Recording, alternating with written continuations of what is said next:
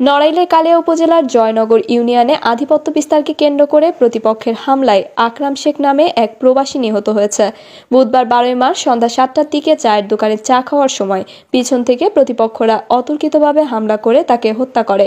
নোয়াগাতি থানার ওসি মোহাম্মদ শরীফুল ইসলাম নিহতের বিষয় নিশ্চিত করেন। নিহত আকরাম শেখ চর শুক্তাইল গ্রামের মোহাম্মদ হেকমত শেখের ছেলে। নিহতের পরিবার সূত্রে জানা যায়, আনসার জমাদ্দার গ্রুপের সাথে হেকমত শেখ গ্রুপের দীর্ঘদিন ধরে ঝামেলা চলে আসছিল। তার জের ধরে সন্ধ্যায় হেকমত শেখের ছেলে প্রবাসী আকরাম শেখ তফসিরের চায়ের দোকানে চা খেতে গেলে পেছন থেকে আনসার জমাদ্দার গ্রুপের 15-20 জন আকরাম শেখের উপর অতর্কিত হামলা করে কুপিয়ে মারাত্মক জখম করে। পরে স্থানীয়রা গোপালগঞ্জ 250 শয্যা জেনারেল হাসপাতালে নিয়ে গেলে কর্তব্যরত চিকিৎসক তাকে মৃত ঘোষণা করে। এলাকার পরিস্থিতি স্বাভাবিক রাখতে অতিরিক্ত পুলিশ মোতায়েন করা হয়েছে।